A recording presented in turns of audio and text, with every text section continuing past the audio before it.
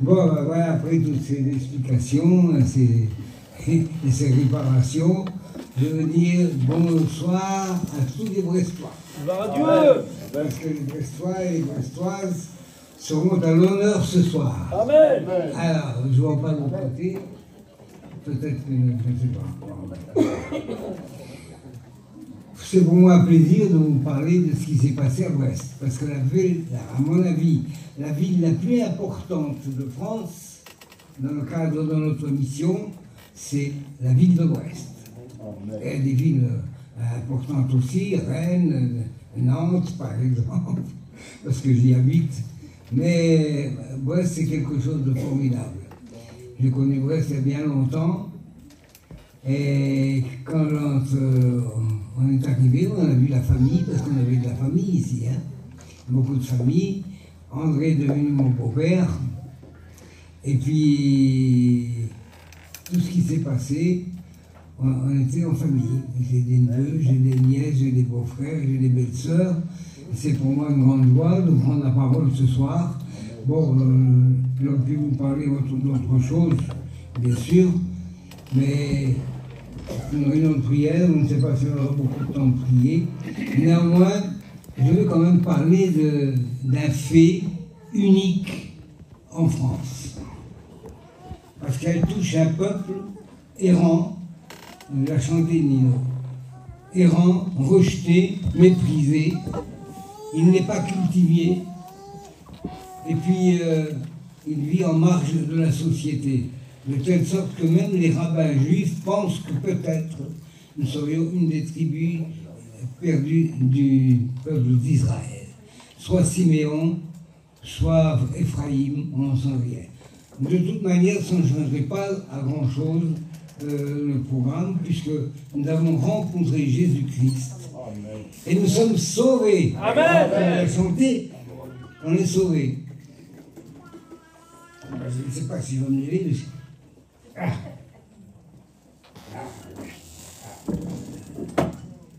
Je vois personne. Je vais me lever un petit peu parce que j'étais resté assis toute la journée. Oui. Alors je vais dire. On finit comme pied. Moi, je me laisserai après. Je veux dire quand même, j'aime bien voir les gens, c'est normal.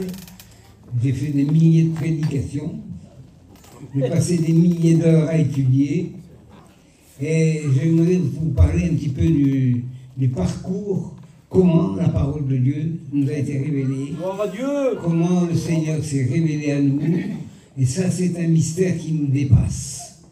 J'ai été interpellé par ce passage de la parole du Seigneur dans l'épître dans l'évangile de Jean. Un certain docteur de la loi, qui était membre du Sanhédrin, est venu, mais de nuit rencontrer Jésus en rasant les murs. Il ne voulait pas être compromis. Et il lui a dit ceci,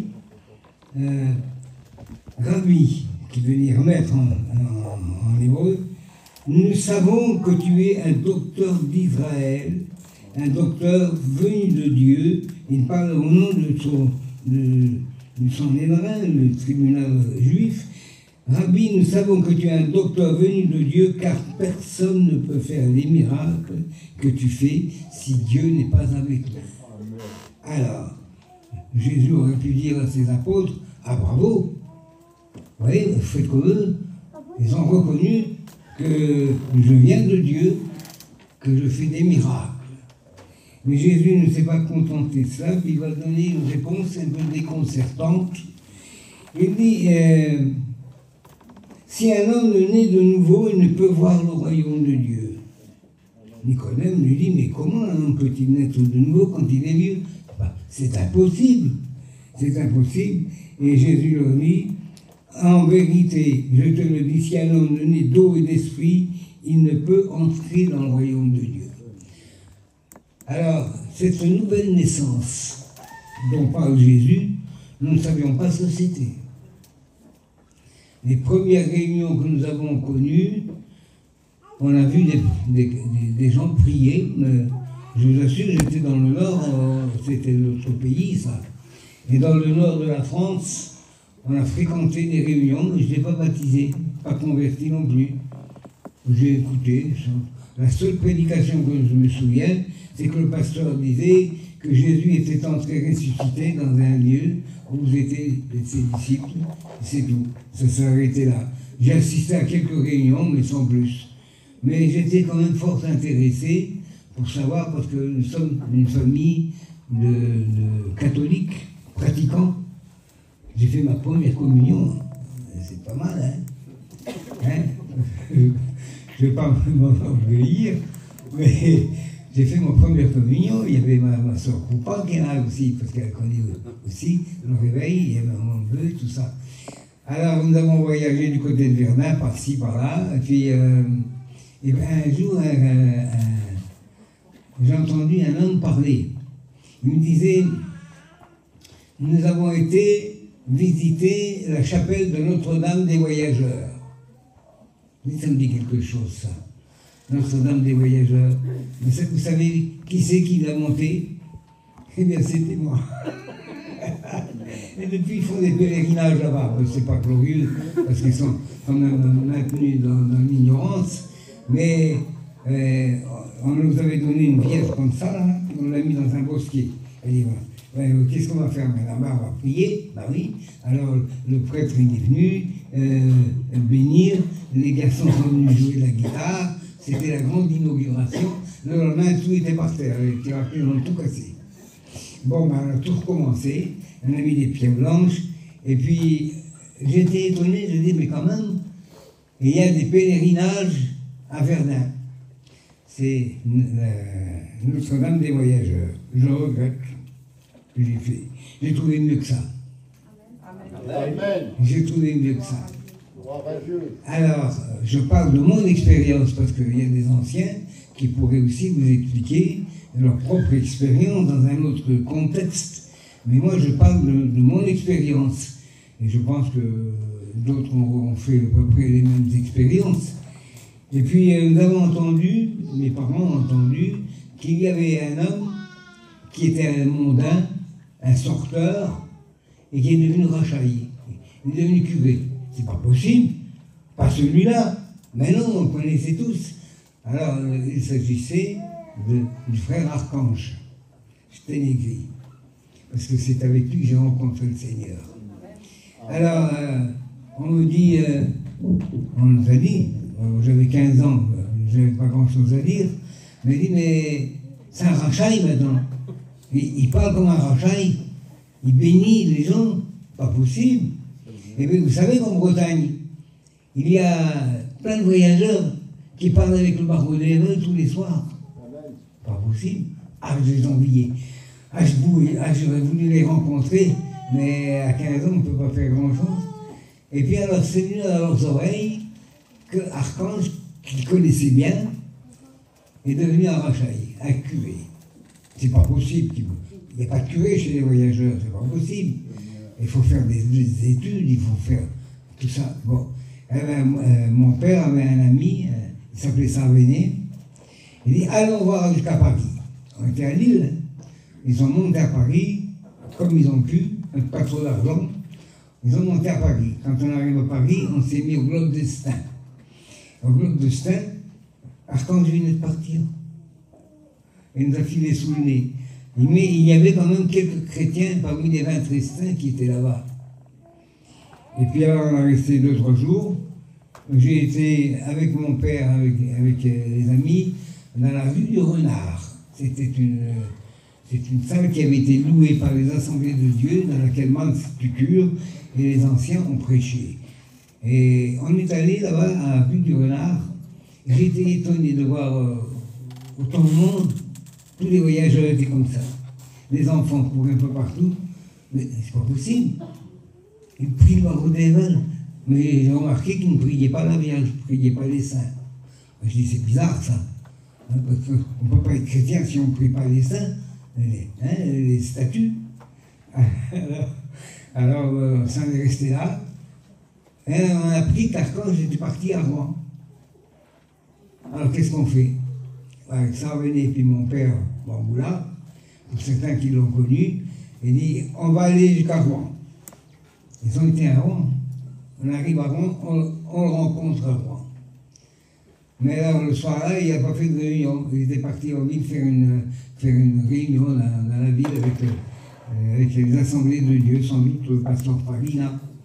Et puis, quand le lendemain, tout le monde se préparait à partir, il y avait un petit garçon qui me parlait, on a cheminé sur la route, il me dit tu sais que j'ai reçu un don. Un don.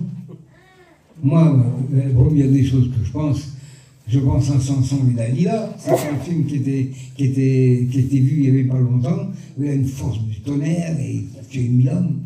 Ah, j'ai l'envie. Il dit, qu'est-ce que c'est que ce don alors, que tu as reçu? Eh bien, toi, je parle des nouvelles langues, je ne comprends pas, mais alors, je sens une bénédiction de Dieu. Je le regardais, je ne voulais pas toucher le barreau des lèvres. Il y a le barreau des lèvres en lui. Puis après, j'ai dit tout doucement, timidement, mais tu crois que je peux avoir ce don, hein? Alors, il réfléchissait. Il dit, pourquoi pas, j'ai bien eu, moi. Parce qu'il m'a dit ça m'a bouleversé. Je me suis dit, mais alors, je suis devant la porte d'un nouveau monde que je vais découvrir. J'avais une soif dans moi. Je voulais déjà assister aux réunions. Donc ce jour-là, on est parti, on était sur l'itinéraire de Rennes, parce qu'il y avait une convention à Rennes, c'était dans l'année 1955. Et puis quand le soir, Archange a fait les réunions. Il y avait ses frères, il y avait plein de monde. Et puis, tout le monde était assis par terre, tout le monde priait. Bon, je me sentais heureux, mais sans plus. Et puis après, il y a eu la réunion dans une caravane. L'archange me dit, on va faire la réunion dans une caravane. On va dans la caravane. Et dans la caravane, j'étais à genoux, je pensais que c'était normal. J'étais à genoux. J'étais profondément croyant. Et puis, mon père était malade. Elle était malade, elle était opérée une douzaine de fois. Et il ne pouvait pas le guérir. Alors, j'ai dit, quand je ne voulais pas prier pour mon père, oui, ils ont prié, les chrétiens ont prié. C'était une réunion de prière. Et puis, voilà, ça a resté là. Mais ce soir-là, il m'a dit, Malo, tu veux donner ton cœur au Seigneur? Mais bien sûr. Pourquoi je ne donnerais pas mon cœur au Seigneur? Bien sûr. Et j'ai fait une expérience ce soir-là, c'était merveilleux.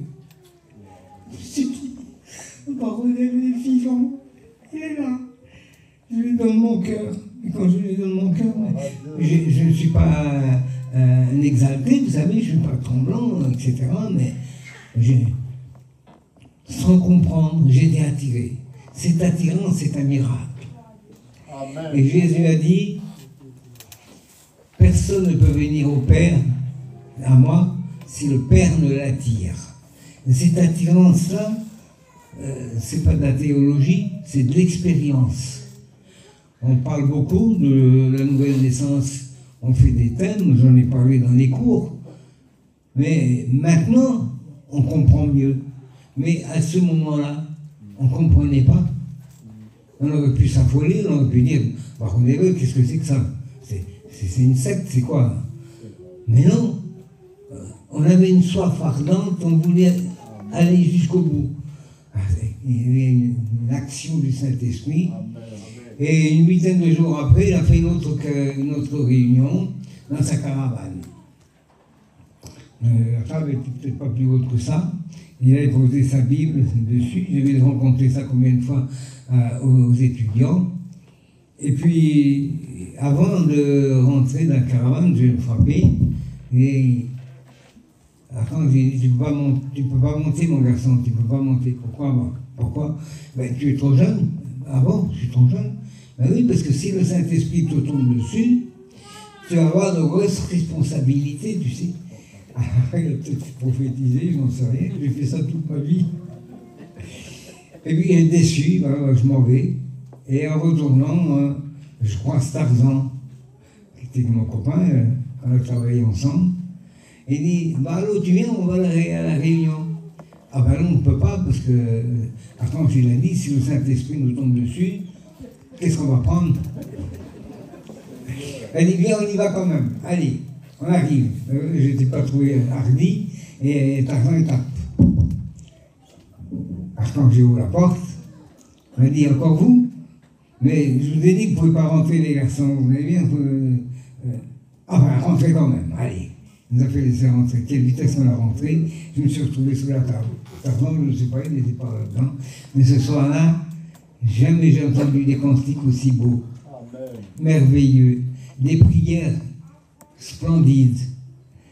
Et puis, je ne sais pas, il y avait une main qui s'est faufilée sous la table, qui a touché ma tête.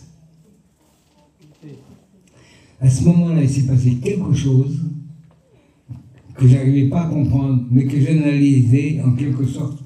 Mais je me disais, mais il y a une puissance qui me pénètre, mais ce n'est pas de moi de même, ça vient d'ailleurs, ça vient de dehors. Il m'a pénétré là, m'a rempli le corps, et puis il est remonté dans ma ganache. Elle était comme paralysée. Et puis il a commencé à crier. J'ai crié, et j'ai parlé en langue. Je n'étais pas baptisé du Saint-Esprit, mais je ne savais pas ce que c'était. Alors le cœur était plein de joie, et puis j'étais dans les pleurs, dans les larmes, et je me suis tourné vers Archange, il m'a dit, Archange, qu'est-ce qui m'est arrivé? Ah ben allô, il m'a dit ça, et il était ému. Tu viens d'être baptisé du Saint-Esprit. C'était merveilleux, merveilleux. Les choses ont changé. Depuis, je ne ratais pas une seule réunion. Et puis, on est arrivé tout près de Rennes. On était dans une petite ville, une petite place. Et puis, il y avait, vers Tarzan, Cocolo, ils avaient un petit car comme ça, dans lequel Tarzan couchait. Voilà. Et puis, il a dit, attention, que personne ne se réunit pour chanter et prier, hein, parce que ce soir, je ne suis pas là. J'avais envie de faire une réunion. Bon. Mais c'est plus fort que soi. J'ai vu Mouton prendre sa guitare. La sœur à Tarzan, elle s'est mise à chanter. Elle vient, 2, 3, 4, 5. Le car était plein, les gens étaient dehors, autour, ils écoutaient. On arrive, nous. Parce qu'on chassait les moineaux, moi et Tarzan. Hein. On avait chassé toute l'après-midi. Et puis quand je suis arrivé, j'ai vu tout ce monde-là. J'étais étonné, mais il a dit à cause qu'on ne peut pas, il fallait pas se réunir. Bon, bah tant pis. Je me suis assis sur le marchepied du car. Tarzan était à côté de moi. Puis d'un seul coup, j'ai senti une grande puissance me pénétrer. J'ai hurlé. Mais c'est depuis que je ne peux plus chanter. J'ai chanté en langue. Amen. Que c'était beau. Mais ce que je réfléchis après, c'est que c'était quelque chose qui n'était pas courant. On n'était pas habitué, on ne savait pas ce que c'était. J'ai chanté. Et le soir, ma mère m'entendait prier et parler en langue. Elle était étonnée, elle avait tranché un peu, elle était inquiète. Elle me demandait qu'est-ce qui était arrivé à son garçon.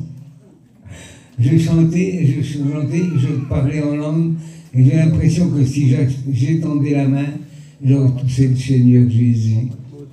Tellement que c'était réel, que c'était vrai. Vous savez, je ne suis pas un bon menteur, je dis ce que j'ai vécu, et je n'étais pas le seul à vivre ces expériences. Et c'est là le miracle. Alors, j'ai été baptisé en 1955 à la Convention de Saint-Jacques à Rennes.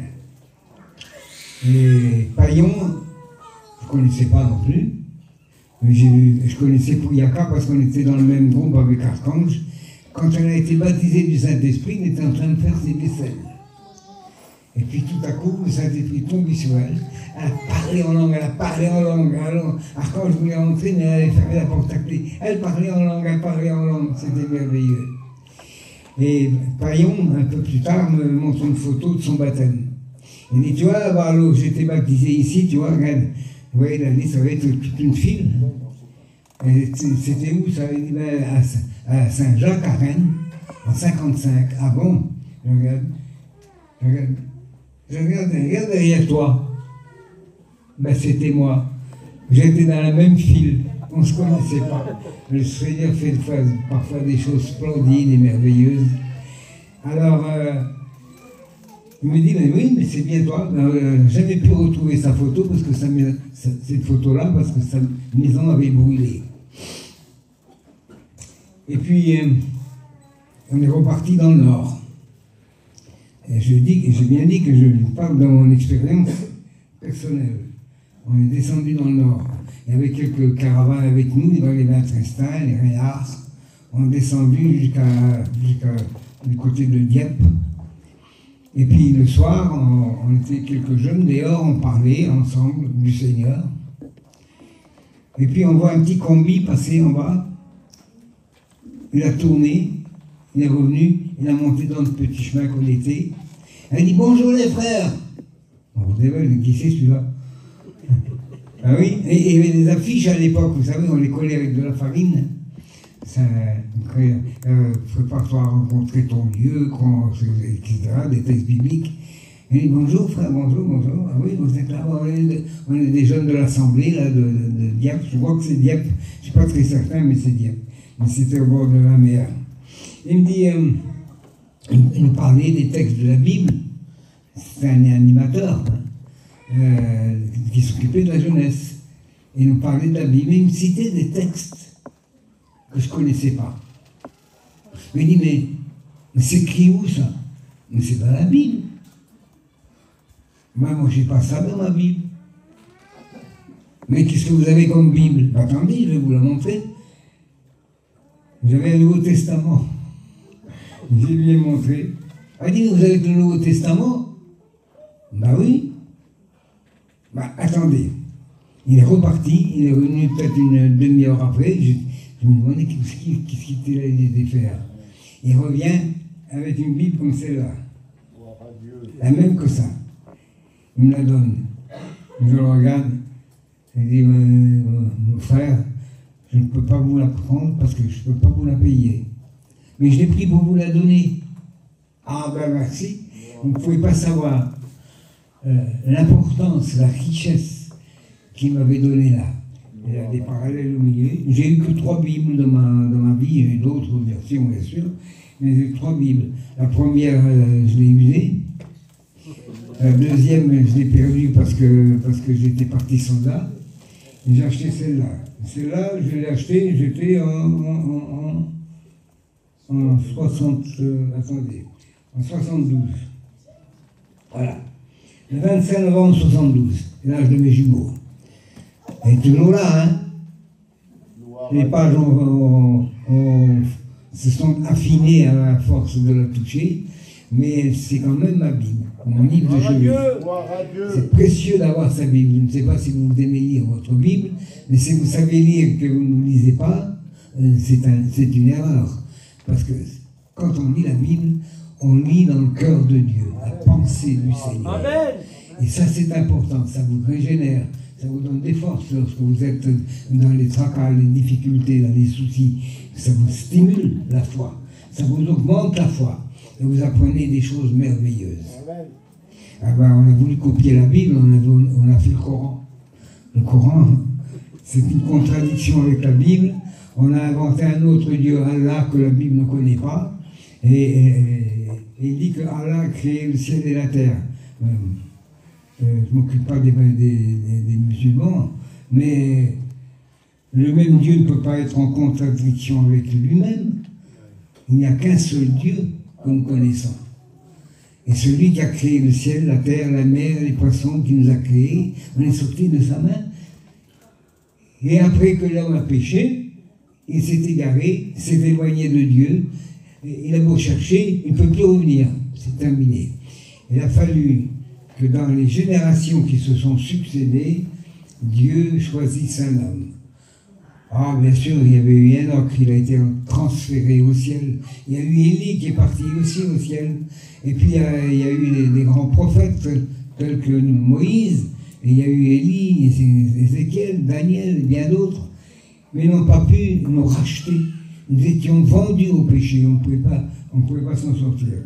Donc le Christ est venu, il est mort pour vous, pour nous, pour tous les pécheurs du monde entier, pour toutes les races, toutes les nations, toutes les tribus, toutes les langues. Ce salut, nous ne le méritons pas, nous ne pouvons pas le payer, il est hors de prix. Jésus a versé son sang, un sang innocent. Et c'est pour cela que nous pouvons être sauvés. Alors j'ai remercié ce frère, je ne l'ai jamais plus revu, celui qui m'a donné cette Bible-là. C'est pas la même qui m'a donné, hein, c'est la troisième ça. Et je ne l'ai jamais plus revu. Mais je le reverrai un jour au ciel, il n'y a pas de problème, s'il est fidèle. Parce que si on n'est pas fidèle en cours de route, on risque de glisser sur les pots de banane, parce que le diable, c'est un spécialiste dans ce domaine-là. Attention au virage. Alors, j'ai oublié de vous dire que quand nous sommes arrivés au Globe de Stein, et car quand j'étais déjà parti, dans la nuit, j'avais un petit frère, il avait peut-être un an et demi. Le soir, nous on couchait au milieu des caravanes, par terre. Hein. Et puis, le soir, ma mère s'est levée, elle a hurlé de toutes ses forces. Mon petit frère était tombé dans des crises de convulsion, la figure de travers, il est pincé, les yeux retournés à l'envers, il était tout bleu. Elle a pris le petit, elle est sortie de la caravane, et elle a hurlé « Mon petit va mourir, mon petit va mourir !» On était paniqués, on s'est levés, on était paniqués. Et puis il y avait, dans les caravanes qui étaient là, il y avait une chrétienne de la famille Rélard. Elle était mariée avec un peintre Tristan. Son mari s'appelait Lolo, elle s'appelait Fermière. Vous connaissez, et son fils qui est serviteur de Dieu, Pierre. On ne se connaissait pas. Elle dit, Madame Garde, donne-moi ton petit. Elle a pris le petit, elle a monté vers nous dans la caravane, elle l'a posé par terre, sur le lit, par terre, et puis elle s'est mise à invoquer le Seigneur de toutes ses forces. Ce qui s'est passé, c'est que mon petit frère s'est réveillé. Il était complètement guéri, et il n'a jamais plus reproduit cette crise-là. Alors on était estomaqués. Et puis elle me regarde, la femme fermière me dit, mais tu sais lire mon garçon? Ben oui. Attends. Elle revient avec un Nouveau Testament, ce fameux Nouveau Testament avec des images. Elle me l'a donné. Et alors, à la bougie, déjà, je commençais à lire le Nouveau Testament. Je ne savais pas trop ce que c'était. Et puis, c'est là qu'on est parti donc avec Archange, je suis baptême du Saint-Esprit. Et qu'après, on a pris notre baptême d'eau. Le soir, pendant cette convention, parce que c'était une convention, c'était la valeur, mettons, je ne sais pas moi, il y a peut-être 200, 250 caravanes, on n'a jamais vu autant. Il y avait des Roms, il y avait des Manouches, il y avait des voyageurs, il y avait de tout. Ils étaient là, il y avait la famille Duval, notre famille aussi était là. Et parmi la famille Duval, il y avait un paralysé. Il s'appelait Coco, il n'était pas marié. Il est tombé sur un vélo, et puis il a eu quelque chose dans le dos, et puis il marchait avec difficulté. Et progressivement, ça s'est gangréné, et il ne pouvait plus marcher. Alors les prédicateurs, qu'est-ce qu'ils faisaient dans la journée? Il n'y avait pas de réunion dans la journée. Il y avait une petite toile ronde de couleur sombre, elle pouvait peut-être contenir une cinquantaine de personnes, soixantaine de personnes. Et quand les réunions du soir commençaient, on ne pouvait pas entrer. Alors dans la journée, les pasteurs se promenaient sur le terrain, visitaient les gens, leur parlaient du Seigneur. Ils ont vu le paralytique. Ils ont monté dans la caravane. Ils ont prié pour lui. Et il s'est levé. Je l'ai vu marcher. Alors je ne sais pas ce qui s'est passé après, parce que quelques temps après, il est redevenu paralysé, puis il est mort comme ça. Mais c'était un homme très intelligent. Et puis, alors l'ambiance de la journée, c'est que les serviteurs de Dieu étaient suivis pas à pas par des groupes, 10, 15 personnes autour. Mans, c'est la première fois que je l'avais vu. Peut-être c'était la première fois que je l'avais vu. Mais j'ai connu son histoire par les petits livres que le Colsec faisait, Lumière du monde, dont il a parlé du réveil. Et il est devenu en quelque sorte une vedette chez les gardiens des Assemblées de Dieu. Et puis, je suivais Mans, moi. C'était une quinzaine, on suivait Mans. Jusque devant son caravane, on était là, on attendait. Il n'y avait pas une minute d'intimité, et c'était vrai pour les autres aussi. Tout le monde attendait, tout le monde le suivait. Il partait par là et tout le monde le suivait. On était obligé de prêcher. Et sur ces entrefaites, c'était une Romney, une Lowly, elle s'appelait, de la famille Calderache. C'était, paraît-il, la première des convertis vers les Calderache. Elle est venue, pendant qu'on était tous ensemble, avec 2 idoles. Elle venait, et puis Mans, elle dit, je suis converti maintenant. Qu'est-ce que je fais avec ça? Parce que c'était quand même une valeur, c'était sérieux, c'était religieux, on avait peur de ça. Alors, Mans s'est dit, donne-moi-les. Alors, il a voulu sans doute, avec l'intention d'aller les jeter un peu plus loin, quelque part, mais il les avait pris par la tête. Évidemment, c'est pas très respectueux pour des saints que l'on prie avant par la tête. Alors, le cercle s'est refermé sur lui et était obligé d'expliquer. Parce qu'il y avait des inconvertis et des gens qui n'étaient pas baptisés non plus. Et moi, je n'étais pas non plus baptisé. Mais j'étais baptisé du Saint-Esprit déjà, j'avais donné mon cœur au Seigneur. Mais j'assistais en direct sur quelque chose d'inédit. Alors Mans, se voyant obligé au pied du mur, alors il parle, il dit, regardez les yeux. Ils sont beaux les yeux, n'est-ce pas? Eh bien, ça c'est les artisans qui l'ont fait. Regardez les oreilles. Ils ont des oreilles. Ils ne peuvent pas vous entendre. Les yeux ne peuvent pas vous voir. Ils ont des mains. Elles ne peuvent pas vous toucher, ni faire du bien. Ils ont des pieds, ils ne peuvent pas marcher. Et prend l'idole, elle retourne à l'envers et dit, regardez l'intérieur, il est vide. Ils n'ont pas de cœur, ils ne peuvent pas vous aimer. Il a pris les 2 idoles, il les a claquées ensemble, il les a éclatées par terre. Il dit, ces dieux-là, nous n'en voulons plus. Il dit, le Dieu que nous connaissons, que nous avons trouvé par Odével, il a des yeux, il nous voit. Il a des oreilles pour entendre votre prière. Il a un cœur pour vous aimer, il a une bouche pour vous parler par sa parole. J'ai jamais oublié son message, c'est l'un des plus beaux messages que j'ai entendus. Alors les gens sont repartis, s'interrogeant, finalement il a peut-être raison. Mais moi j'ai été étonné, et je ne peux pas dire que j'étais étonné. Je ne comprenais pas qu'on pouvait prendre des idoles comme ça, des idoles que j'ai priées toute ma vie, et puis qu'on les casse comme ça. Ben oui. Bon, bref, le soir, on se couche le soir, et il y avait un groupe de jeunes. Un groupe de jeunes, ils étaient peut-être 50, 60, peut-être 100. Ils avaient allumé un petit feu dehors. C'était quoi, à une trentaine de mètres de la caravane. Il faisait chaud, ma mère, elle avait ouvert la porte, et puis elle avait mis un rideau devant. On était couchés. Et une bonne partie de la nuit, j'ai entendu ces jeunes chanter. Prier, intercéder. Seigneur, on était au ciel. Amen. Alors il chantait un chant que je me souviens encore, qui m'a vraiment frappé. Ma voix qui chante, s'élève vers toi.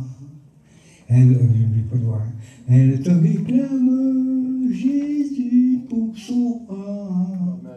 Mon cœur aspire à ton amour, et mon désir est de te suivre.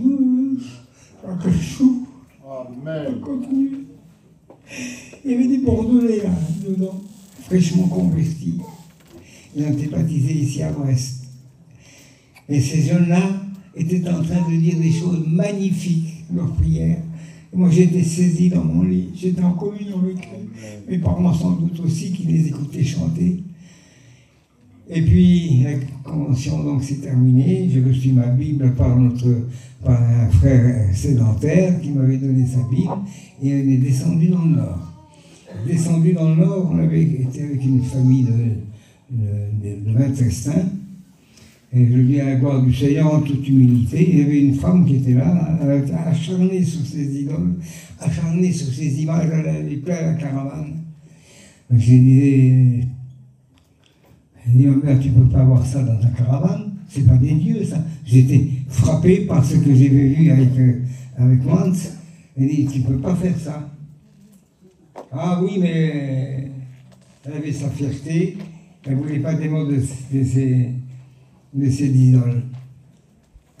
Bon, quelques jours plus tard, on a retourné sur là où ils font les betteraves, là, dans le Pas-de-Calais. Il y avait un petit chemin, on s'est mis avec les caravanes les unes derrière les autres. Et la dernière caravane, c'était la caravane de la femme en question, avec toutes ces idoles dedans. Alors moi, je voulais prier, mais il n'y avait pas de chrétien. Donc comment on peut faire maintenant? Pas de chrétien. Il faudra que je prie. Bon, écoutez, voir, je sais pas, on était peut-être une quinzaine dans la caravane, et puis j'essayais de leur parler du Seigneur, mais ils ne voulaient pas écouter. Ils ne voulaient pas. Alors on va chanter des cantiques. Je prends ma guitare, je chante des cantiques. Ils commencent à rire et à rire et à rire. Bon, je ne voulais pas. Bon, on va lire la parole de Dieu. À la bougie. À la bougie. À passer derrière, les filles, les garçons, ils soufflaient la bougie. Je la rallumais, je soufflais. Vous ne voulez pas qu'on chante des cantiques. Vous ne voulez pas qu'on lise la Bible. On va prier. Je me mets à genoux et je prie. Aujourd'hui, on le dit, peut-être, ça paraît ridicule. Je me mets à genoux et je commence à prier. Une fois que je commence à prier, je suis dans un autre monde. Je prie, je prie, je prie. Et brusquement, j'entends une personne tomber. Elle crie au secours. Jésus, Jésus, elle disait Jésus, Jésus, pardonne-moi, Jésus, pardonne-moi, l'autre aussi. Le Saint-Esprit était tombé sur la quinzaine. Ils se sont convertis. Pas possible. Les cris qu'ils ont fait, les vieux qui étaient au bout du convoi là-bas, ils sont arrivés au galop. Ils ont dit qu'est-ce qui se passe là-dedans? Alors moi, j'ai fait comme l'apôtre Pierre, la porte était ouverte, et j'ai allumé la bougie, pendant qu'ils étaient tous à genoux, là, en train de pleurer. J'ai parlé à eux, ils viennent de recevoir le Seigneur, le Saint-Esprit est tombé sur eux. Je ne connaissais pas grand-chose, je disais ce que je pouvais. Et la femme m'a dit, qu'est-ce que je fais avec ces seins là? Elle dit, prenez, mets-les dans le feu. Elle a monté dans la caravane, enfin, la caravane a fait ça. Parce que dehors, ils étaient touchés aussi par le Seigneur. Elle a pris ses photos, les a jetées dans le feu, immédiatement, ils étaient délivrés. Quelques mois plus tard, le pasteur L'Aigle de Lille les a baptisés. Ils étaient au nombre de 8. C'est quand même important.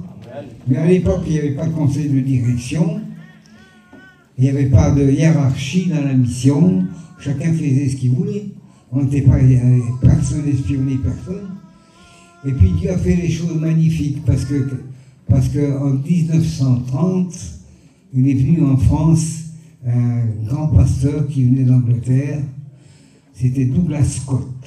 Vous avez entendu parler de lui. Je l'ai rencontré, je l'ai vu prêcher, je l'ai vu chanter et tout. Et surtout, il insistait un jour, il faisait ça toujours.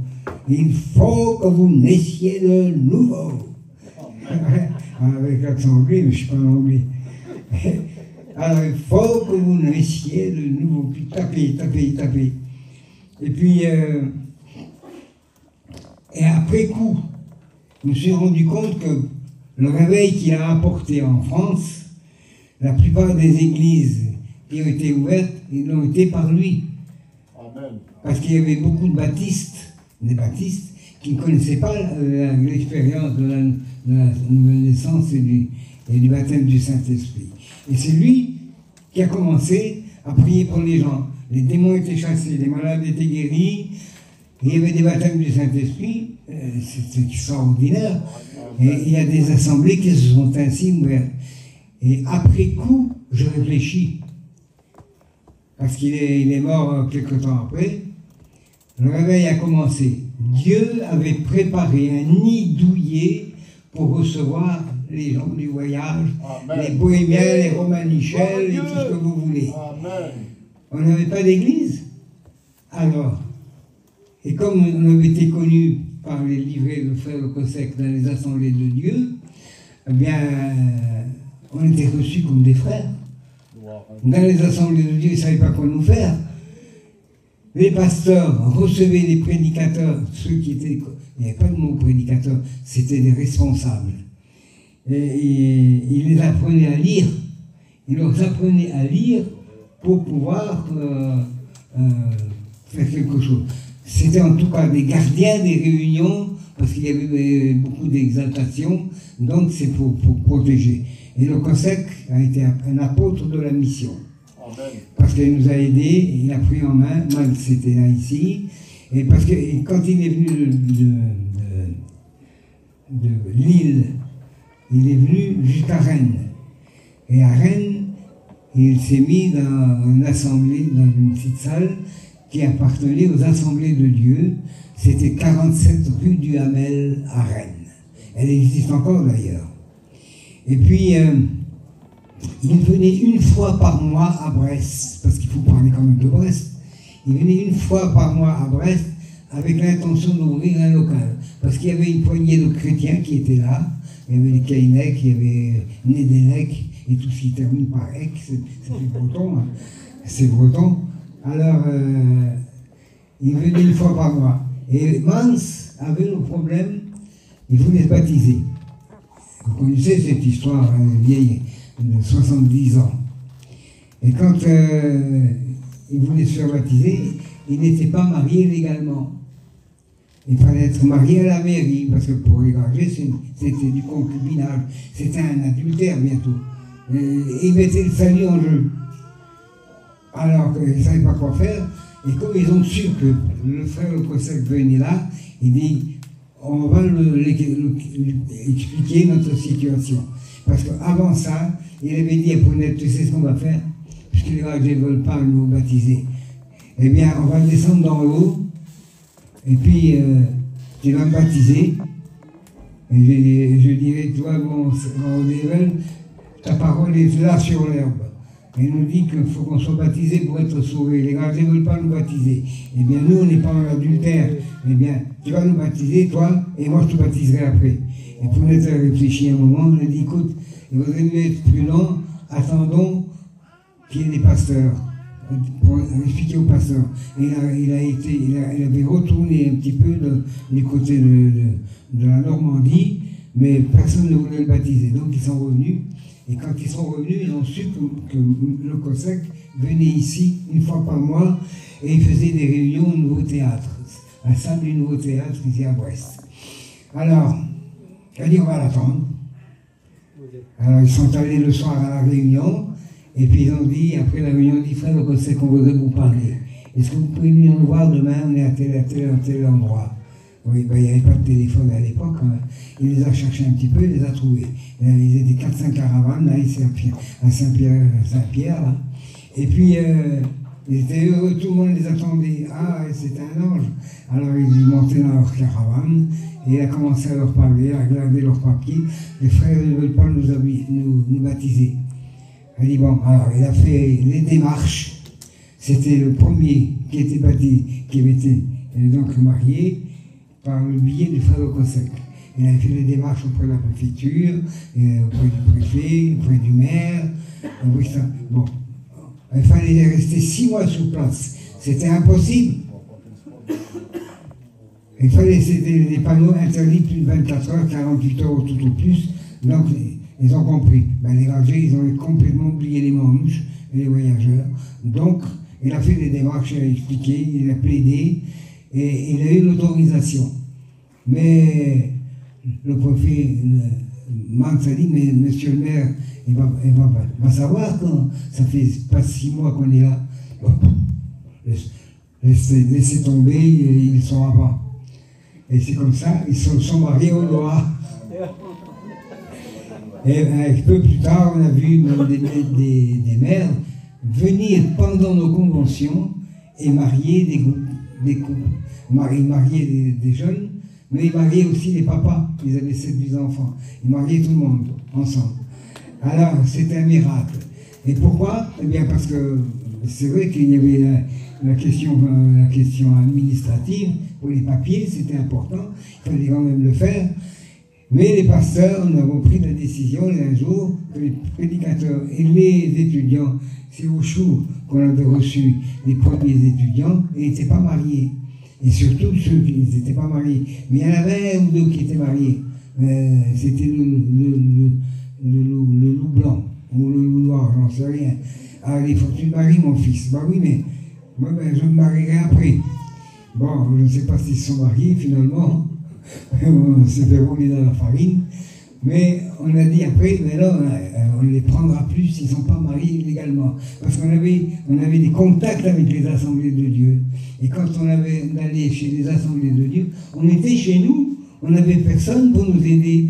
J'ai resté 3 ans dans l'église de Lille avec le pasteur André Lègue. C'était un docteur de la Bible. J'ai appris beaucoup par lui. Et puis, je me suis marié, mais personne ne m'a forcé la main. Je ne savais pas comment c'était en train de parler de son mariage. Mais je me suis marié à la mairie. Mais la majorité, c'était 21 ans à l'époque. À Faux, elle avait 11 ans. Comment il dit 16 ans. Et moi, j'avais 18 ans. Donc, il a fallu que je écrive à André qui m'envoie une autorisation de se marier. Et mon père est venu pour signer les papiers, comme quoi que j'avais l'autorisation de me marier. Alors, on s'est marié à la mairie. Alors, le pasteur il me dit, voilà, on a eu un mariage. Alors, dimanche, on me mariera après. Ah oui, on n'avait rien. Alors, ils ont fait un petit café, quelques petits gâteaux. C'est plus les mariages qu'on a maintenant. Hein. Vous savez?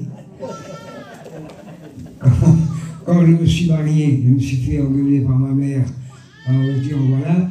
Et à fois, elle a pris une baffe dans sa figure, parce que sa mère aussi. Voilà le mariage qu'on avait et les voyages qu'on faisait à l'étranger. C'était comme ça, on n'avait pas les moyens de toute manière. Oui, ça c'est bon pour les gradués. Bon, c'est bon pour les gradués. Mais quand même, Dieu a consolidé notre mariage. On était restés mariés 65 ans. C'est beau. Il y en a qui sont mariés 8 jours, ils se quittent après. Ils ont dépensé une fortune pour se marier. Alors, je reviens à ce que je disais. Lorsqu'on se convertit, on fait une expérience. Et cette expérience, vous ne pouvez pas l'ignorer. Maintenant, vous demandez à des gens qui ne sont pas convertis, qu'est-ce que c'est que le baptême du Saint-Esprit? Ah ben oui, les gens parlent en langue. Ah bon? Et ils savent tout. Ils font des réunions, ils savent tout. Mais à l'époque, on ne savait rien. Nous, quand on est venu en France, on était en Belgique. On a fait des camps de concentration près de Bruxelles. On a resté 3 mois. Et mon père était en prison. Comme à Chorel-Sonia, comme tout le monde. À l'époque, c'était pas facile la vie. Et puis un matin, on s'est fait ramasser par les Allemands. On s'est fait emmener dans un camp de triage, de laquelle on les envoyait après à Buchenwald, à Auschwitz et ailleurs. Alors on était là dans ce camp-là, on mourait de faim. Et puis ma mamie, vous ne connaissez pas le Seigneur non plus, la mère de ma mère, elle avait loué une maison quelque temps avant. Et la maison qu'elle avait louée, c'était en Hollande, à Breda. Je me souviens encore. Et puis elle est venue dans le camp. Elle a demandé à voir le commandant. Elle dit, mon commandant, vous avez ramassé mes enfants? Mais madame, on les a trouvés dans une caravane. Ben oui, mais ils sont en vacances. Ils n'ont pas le droit d'être dans une caravane en vacances. Voilà notre adresse, comme ça et comme ça. Ah madame, excusez-moi. Et alors il y avait mon oncle, Botla, il y avait ma mère, il y avait moi, il y avait papa et Mimi. On était 5. Et ma mère m'a parlé un jour, j'ai pleuré toute la journée pour avoir un bout de pain. Et le soir, Il est venu avec une demi-pomme. Elle s'est mise en elle, elle voulait lui jeter la pomme dans la figure. Alors c'était comme ça. Et quand on a été libéré des camps, juste avant, pendant que ma mamie était en train de discuter avec le commandant, il y a un soldat qui est venu me chercher. Il m'a emmené dans un baraquement. Dans ce baraquement, il faisait froid, c'était l'hiver. Il y avait un grand fouteau rouge, il mettait du charbon, de la pelle dedans. Il y avait un képi sur la tête. Et puis il m'a coupé les cheveux. J'avais des cheveux jusqu'à là. Hein. Ouais. Puis maintenant, ils sont partis. Les cheveux jusqu'à là. Mais si vous ne croyez pas, je vais vous montrer ma photo. J'avais 4 ans. Et puis, ils ont mes cheveux comme ça. Et quand je suis sorti, ce soldat, il nous a vus. Il a vu ma mère et puis ma mamie et puis mon oncle. Et donc mes 2 sœurs dans le milieu de la place. Alors il ne savait pas quoi faire, alors il m'a fait venir. Alors ma mamie, il savait bien que je n'étais pas là. Il dit, Kaïkanoubalo, Katéou mamie, j'ai tiré la robe, Katéou mamie. Ouais, elle n'a pas pleuré. Ouais, enfin, on est sorti. Et le garçon, il a dit à ma mère, quand vous allez revenir, ramenez-moi vos papiers. Hein. Bon, alors ma mère était très maligne, très intelligente. Elle est revenue avec des papiers nomades. Quand le garçon, il a vu les papiers nomades, elle a dit en allemand, « Was? Du bist auch ein Zigeuner !» Alors, elle a tombé à genoux. Elle a pleuré, comme jamais elle a pleuré. Je ne sais pas qu'est-ce qui s'est passé, un miracle sans doute. Le garçon, il a dit, écoutez, prenez vos papiers et allez-vous-en. Et je vais vous donner un conseil, en arrivant chez vous, mettez-les dans le feu. Et après quelques mois, on est sorti de la Belgique. Et c'est là qu'on est venu en France. On est venu en France, on ne connaissait personne. Mon père était venu tout seul. Il ne connaissait personne, il n'avait rien dans les poches, rien. Mais son père était militaire ici, à la citadelle à Lille. Alors comme il venait de temps en temps le voir, parce qu'ils étaient bloqués entre les 2 frontières, la Belgique et l'Allemagne, la Belgique et la France, donc il venait à pied. Et puis il venait pour voir son père. Alors il m'expliquait, moi. Il dit, quand il s'asseyait, il me prenait sur ses genoux, il m'embrassait. Il dit, avant de partir, il passait dans les cuisines. Il trouvait une marmite, les soldats, ils donnaient du manger. Et je repartais avec ça, et je prenais le tram et je venais jusqu'au milieu de la frontière. Et c'est comme ça qu'on a survécu. Quand mon père est venu en France, il y avait les Manouches d'Allemagne qui étaient là. Et ils étaient avec leur caravane et puis tout. Alors, on était tout de suite, mon père s'est tout de suite trouvé ami. Et il y avait des, qu'on appelle ça des respectariats, des juges. Ils faisaient les choses impures. Voilà, tout ça. Et puis, ils n'ont pas eu de peau. Parce que c'était l'endroit où on était, c'était des petits jardins. Et dans ces jardins, ben, qu'est-ce qu'ils mettaient? Ils n'avaient pas de produits comme modernes, qu'on achète comme en magasin. Ben, ils prenaient les WC de la ville et puis les jetaient dans les grands trous qu'ils avaient fait creuser. Et puis, ils ont été juste à côté de ces gens-là. Alors, il y a eu une bataille avec les gardiens. On ne pouvait plus vider son lit, plus de misère. Bon, mais enfin, pour couper au coup, parce qu'il faut quand même terminer, il y a déjà un moment que ça fait... demain matin. Alors, mon père avait une affinité avec les prestiqués, comme on dit. Parce que les prestiqués, ils jouaient. Il y avait, je me rappelle encore les noms, Kim Ling, c'était un des juges. Il avait des enfants. Il y avait une qui s'appelait Rajela, c'était une chanteuse d'opéra. Son frère, c'était Sorelli. Il jouait du piano comme un dieu. L'autre, il dansait, faisait du step, tout ça, faisait des représentations. Et puis, il dit à mon père, on a trouvé quelqu'un qui ressemble drôlement, ici. Il vient de la Belgique aussi. Ah bon? Paris. Tiens, on va le voir ce soir. Il joue dans un café, il vient. Effectivement, c'était son frère Lolo. Parce que j'ai mon oncle qui s'appelle Lolo. Et puis, les deux frères, je vois, ils sont émus, mais il était tout seul, mon père. On était en Belgique. On ne savait même pas qu'il était libéré. Et lui, qu'est-ce qu'il avait fait, Lolo? Maintenant, il est mort, on ne peut plus lui faire du mal. Mais lui, il s'en enchappe aussi. Ils l'ont poursuivi, les Allemands ont voulu le manger. Et puis, il a passé outre. Ils n'ont pas trouvé. Et puis, il a dit à Lolo, à mon père, je vais aller en Belgique, je vais chercher ta femme et tes enfants. Mais lui, pour venir en Belgique, de la Belgique en France, il a pas fait bien. Il a pris une femme mariée qui avait eu 7 ou 8 enfants. Elle est venue avec le plus petit, mais il avait 15 ans déjà, ou 14 ans à l'époque. Et puis l'homme, j'ai entendu, Mundoko il s'appelait.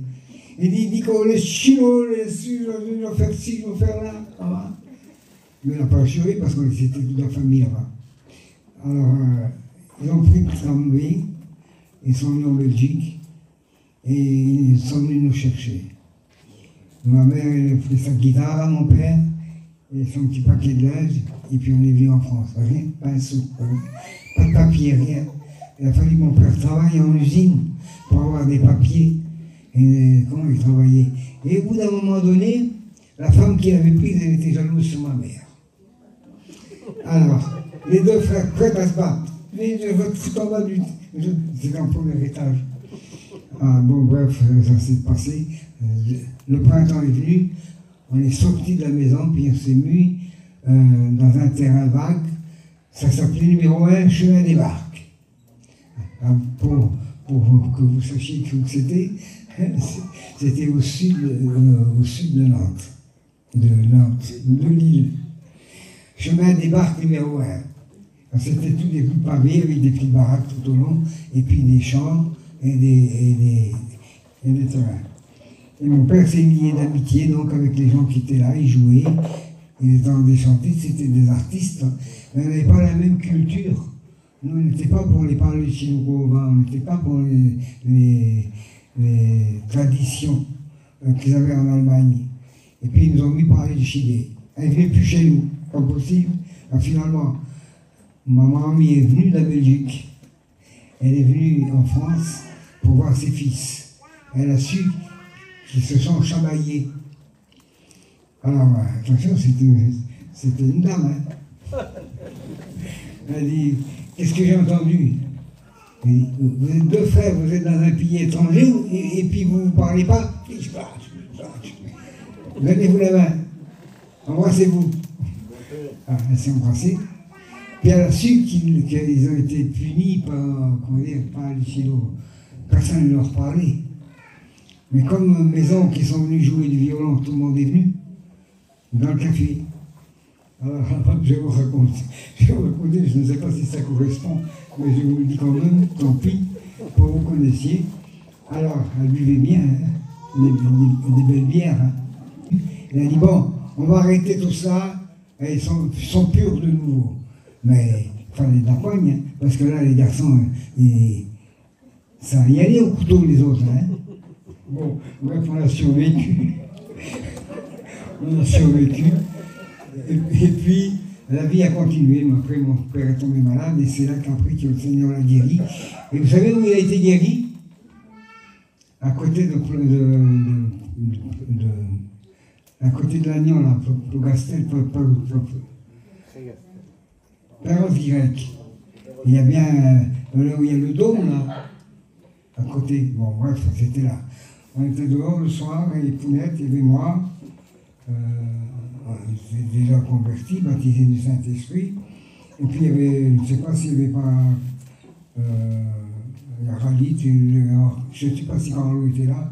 Enfin, on était 4-5. Et mon père était dans la voiture, il était malade. Et tous les mois, ça suppurait, tous les mois. Alors, j'ai l'immense prie pour mon père. Il n'a pas monté dans la campine. Elle a prié au feu du feu. Et maintenant, il est guéri. Il n'a jamais plus été malade. Il a vécu jusqu'à 89 ans. Et il a vécu jusqu'à 89 ans parce qu'il avait été opéré. Il avait été opéré, puis ça n'a pas plu. C'est trop vieux. Bon, et ça, c'était mon expérience. Et depuis, ma mère s'est convertie. Aussi, bien sûr, elle a été baptisée à Rennes-Saint-Jacques avec mon père et moi. Et puis, après, évidemment, ma mère est tombée malade aussi du cœur. Et puis, le temps était venu pour moi d'aller soldat. Quand je suis parti soldat, je voulais, je dis Seigneur, je ne veux pas aller en Algérie. C'est en 1959. Je ne peux pas aller en Algérie. J'ai peur. Je suis prédicateur. Alors comme il y en a qui disaient, bon, j'ai prié le Seigneur, il m'a délivré de soldats, il m'a réformé. Ah, je dis, bon, on va essayer aussi. J'ai prié, je me suis appuyé sous le Seigneur. Ben, figurez-vous que ça n'a pas marché. Je suis parti soldat. J'ai fait mes classes à Dinan. Et après mes classes, j'ai rentré vers ma femme. Et puis mes parents étaient dans le Nord. Je n'avais pas les moyens d'aller jusque-là dans le Nord. Et ça n'avait pas trop plu à mon père que je n'étais pas venu. Bon, alors, parce que je me demande où vous allez. Il faut donner une adresse. Mon adresse, c'était au Val-Pilar, à Morlaix, chez le frère Le Quéré. Le pasteur, vieux chrétien Le Quéré, tu as connu? Le vieux Quéré? Oui, bah, c'était le bras droit de Mans. Et puis, on est parti. Le même jour que je pars en Algérie, le même jour, ma mère, elle meurt. Et après, mes sœurs m'ont expliqué que tous les matins, ma mère priait pour moi, pour que je n'aille pas en Algérie. Elle faisait prier mes sœurs et mon petit frère, elle me mettait à genoux, elle les fait prier, pour que je n'aille pas en Algérie. Le Seigneur n'a pas voulu lui... Il a voulu lui cacher certainement la vérité. Je suis parti, j'ai roulé toute la journée, toute la nuit et toute la journée. Et le lendemain, le matin, nous étions arrivés à Marseille, à Port-Vendre. À Port-Vendre, j'avais 4 heures d'attente. 4 heures d'attente, c'est long. Je dis, je vais aller là-bas, ils vont me donner une corvée, ils vont balayer encore. Ah, je vais attendre. Je fais le tour de la gare, je me promène, puis il me prend une idée de fou. Je dis, je m'en vais. Ma mère a été enterrée en Belgique. C'était pour ça que j'étais venu. On m'avait fait une permission de 15 jours. Et le pasteur de Lille, j'y avais demandé de venir faire l'enterrement là-bas en Belgique, à côté de Bruxelles. Il m'a dit, mais est-ce qu'ils comprennent le français? Mais moi je comprends, je leur expliquerai. Mais vous savez, où étaient les pasteurs? Il n'y en avait pas. Quand on a payé ma mère, j'étais moi et Ringo tout seul. On avait un petit feu. Et ma mère était dans le camion. C'était extraordinaire, c'était terrible. Et puis ça marque quand on est jeune. Et puis ma famille de la Belgique est venue. Et puis on est parti en Belgique pour enterrer ma mère. Et le pasteur là, il est venu avec nous. C'est lui qui a prêché en français. Je faisais partie de l'église, mais dans d'autres villes, il y a des membres aussi qui faisaient partie des églises, des assemblées de Dieu. On n'avait pas d'assemblée. C'est dans les assemblées de Dieu, c'était notre église. Et c'est pour ça que Dieu a préparé dans sa bonté, Amen. Il nous a préparé un nid douillet dans lequel nous sommes reçus, aimés, instruits, encouragés, entourés. Mais c'est ça. Nous avons des dépendateurs, nous avons des commissions. Il y avait un amour extraordinaire des parents d'évangile pour nous. Et puis le temps nous a séparés un petit peu. Les générations se sont succédées. Et nous n'avons plus les mêmes anciens qu'autrefois. Comme ici, dans notre mission aussi. La mission change de visage. et les assemblées de Dieu ont aussi changé leur visage. Bien sûr, si on va là-bas, dans les assemblées, on sera toujours reçu. Mais il y a quand même un froid. Il y a eu plein d'histoires à cause de l'Inde et tout ça. Alors, je suis reparti chez moi.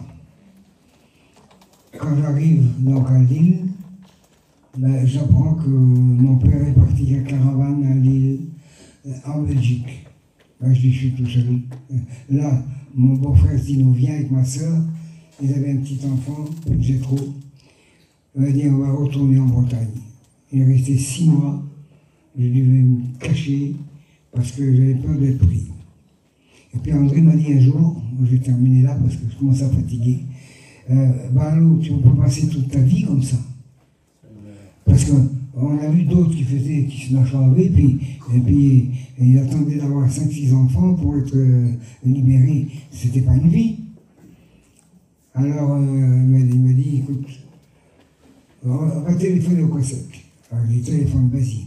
On téléphone au COSEC, qui est venu, le COSEC. Et puis il a pris rendez-vous dans le bureau du général à Rennes. Et au bureau du général à Rennes, il m'a dit, c'était très gentil. J'ai expliqué un petit peu mon histoire, que ma mère qui est partie le même jour que je partais. Alors, elle n'a pas su si j'allais en Belgique, si j'allais en Algérie ou pas. Mais j'ai eu des moments très difficiles en Algérie. Et ce que j'ai... Juste ce texte, je termine. Juste ce texte. Et je termine.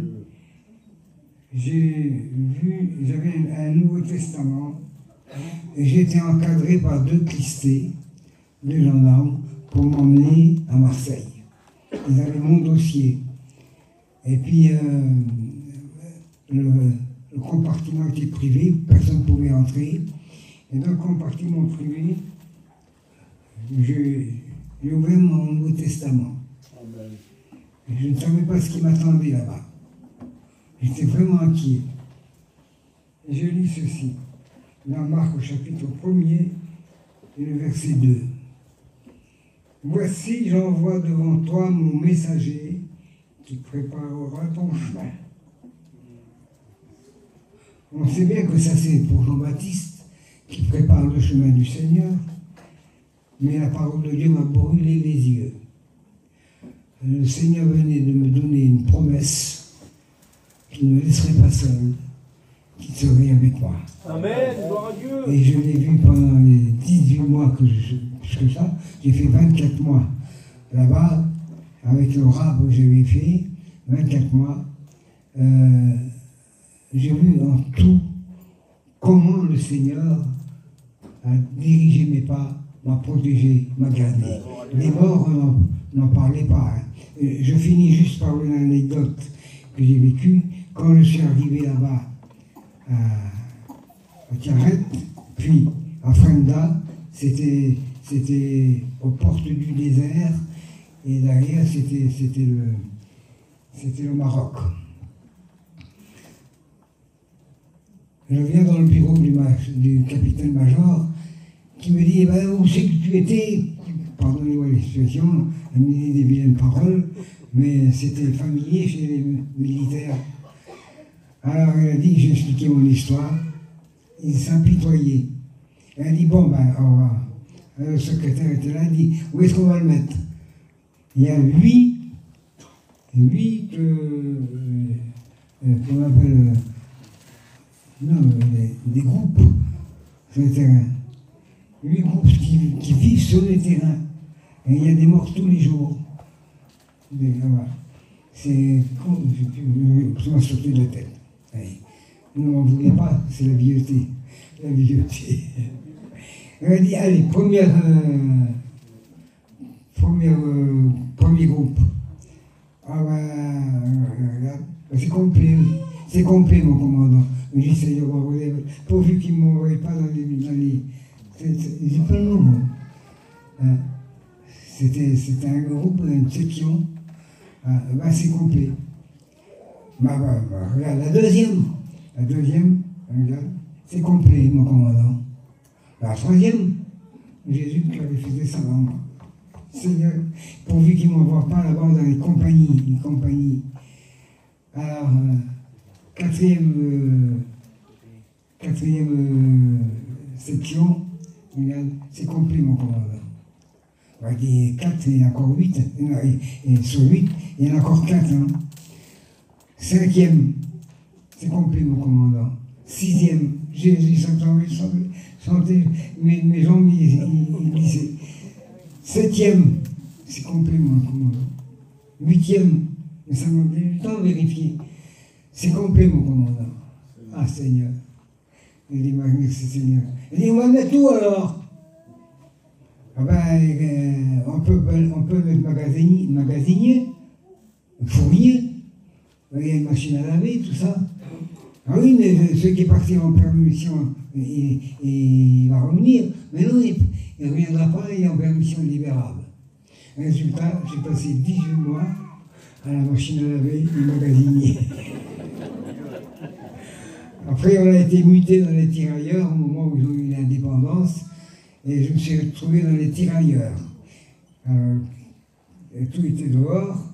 Et le commandant me demande, vous étiez dans les tirailleurs, oui. Alors, vous faisiez quoi quel était votre poste chez les tirailleurs?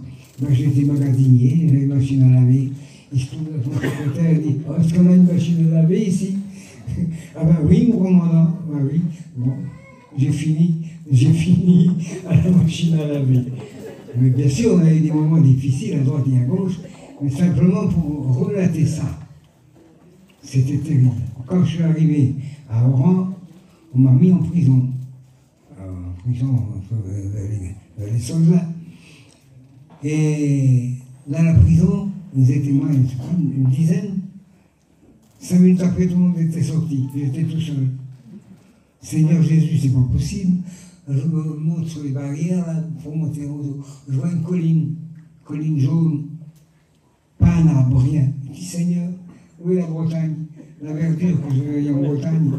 Et je commence à voir le cafard. Je dis, c'est pas possible. Alors il dit, écoute, Vasso, le sergent, il dit, je vais t'ouvrir toutes tes cellules, et tu pourras te dégourdir dans les jambes. D'accord. Alors, sans m'ennuyer, c'est la 2e fois. À Marseille, ils l'ont fait pareil. J'ai resté 8 jours tout seul. Et je regardais par le trou de la serrure dehors. C'est le bon temps qu'il fait. Bon, bref, je passe parce qu'après, il y a eu l'affaire du bateau. Mais quand je disais quoi, je dois arrêter parce que ça, j'ai peur de mémoire. Alors, quand le pardon m'a dit, bon, vous allez magasiner. Et l'autre, il m'a dit, là-bas, sur les tirailleurs, bon, on va le mettre magasinier. J'ai fait ce métier-là. On avait des sorties, des fois. Et on faisait des barrages de route, parce que quand il y avait des attentats, j'ai vu des soldats être tués comme ça. Bon, bref, j'ai fini mon répertoire. Je vous raconterai le suite et une autre occasion, je ne sais pas. Mais je puis vous dire que j'ai vécu une belle vie avec le Seigneur. Amen. La mission a grandi, on était 4, on nous appelait les 4 cavaliers. C'est pas les 4 cavaliers de l'Apocalypse, non, les 4 mousquetaires. Paillon, Jimmy, Tarzan et moi. J'ai une photo. Il y a Paillon, Jimmy, Tarzan et moi le dernier. Regarde, les 3 premiers sont partis. Le dernier est encore en survie. Voilà, c'est bon. Eh bien voilà, que Dieu nous bénisse. Merci de m'avoir donné la place pour parler de la mission. Je n'ai pas parlé des baptêmes. Je n'ai pas parlé du baptême du Saint-Esprit avant. C'est passé plein de choses. C'est tout un monde qui s'est passé. Mais une chose est sûre, c'est que le plus beau des réveils qu'on a vécu depuis 2002, depuis le début de l'année, là, en 2002, oh là là, depuis le début de mission, 70 ans, eh bien, c'est l'un des plus beaux réveils qu'il y a eu. C'est reconnu, parce qu'il n'y avait pas de médecin, il n'y a pas de théologien, il n'y a pas de directeur d'école, il n'y a pas de maire, il n'y a rien chez nous. On ne sait même pas lire. On fait des fautes d'orthographe comme ça. Eh bien, Dieu nous a appelés. Et le texte que j'avais préparé tout à l'heure, que je ne vous ai pas lu, c'est celui-là. Je dois terminer parce que sinon, ça me paraîtrait incomplet.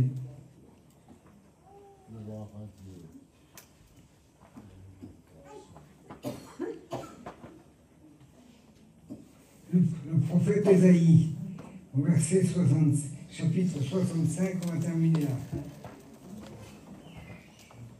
65. Vous n'allez pas me donner la place. Alors, Ésaïe, 65. Écoutez ça. Au chapitre 65, verset 1er. Vous pouvez le noter dans votre Bible. J'ai exorcé ceux qui ne me demandaient rien. Je me suis laissé trouver par ceux qui ne me cherchent pas. J'ai dit, me voici, à une nation qui ne s'appelait pas de mon nom. Vous ne croyez pas qu'on est concerné? On n'a rien demandé, parce qu'on était catholique, oui, mais entre le baptême des enfants et l'enterrement, il n'y avait rien au milieu. Chacun buvait, mangeait, changeait, faisait tout ce qu'il voulait, il buvait, il n'y avait rien entre nous. Mais maintenant, il y a quelque chose. On ne demandait rien, le Seigneur s'est laissé trouver. Et Jésus a dit, personne ne peut venir au Père que par moi. Et quand je serai élevé de la terre, j'attirerai tous les hommes à moi. Nous avons été attirés par lui. Cette attirance, ne me demandez pas, on ne peut pas la définir. Pourquoi des hommes et des femmes de toute tribu et nous avons des évangélistes maintenant, des missionnaires. Mais comment font-ils? On parle du Seigneur, ils sont brisés. Les malades sont guéris. Les mêmes miracles continuent dans les pays étrangers. Nous avons vécu les prémices de ce réveil. Et ce réveil est unique dans le monde. Et je vous le dis, vous pouvez être fiers de votre mission. Car je pense que certains l'ont quitté la mission parce qu'ils avaient des idées. Mais dit, vous avez trahi la mission, vous avez trahi le Seigneur, même si la mission me punissait, je le disais il y a longtemps, même si la mission, il y avait des problèmes avec la mission, je n'empêcherai pas mes enfants d'aller aux réunions, aux conventions, aux retraites spirituelles. Si mon ministère était touché, je m'assieds, je ne dis rien, je laisse mes enfants faire. On n'a pas le droit de toucher à ce que Dieu a fait. Il a fait un chef-d'œuvre parmi nous. Ouvrez vos yeux, regardez autour de vous, il y a des choses qui vous dépassent. Eh bien, tant mieux si vous dépassez. Le Seigneur n'est jamais dépassé. Vous priez, il est là. Amen. Les idoles n'ont pas de cœur, ils n'ont pas d'yeux, ils n'ont pas de bouche, ils n'ont pas d'oreilles. Mais lui, il est avec nous. Il a dit, là où 2 ou 3 sont assemblés en mon nom, je suis au milieu d'eux. Tu veux prier le Seigneur? Gloire à Dieu. Prie le Seigneur aussi. Il arrête. Vas-y.